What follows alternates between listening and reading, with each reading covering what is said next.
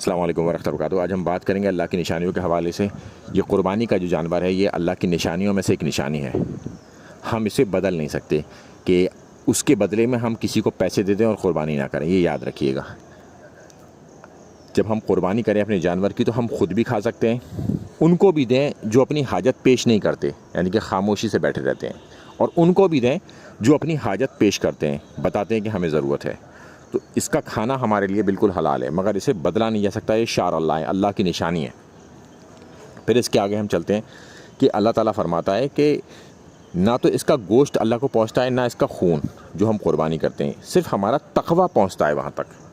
तो तकवे की बिना पर ही चीज़ों का फ़ैसला होगा। अब बहुत सारे लोगों की जानवरों में कोई परेशानी पैदा हो जाती है लाने के बाद, तो अल्लाह के पास उनका तकवा पहुँच चुका जिस नियत से वो लाए थे, तो इंशाअल्लाह उनकी कुर्बानी कबूल हो जाएगी। अस्सलाम वालेकुम।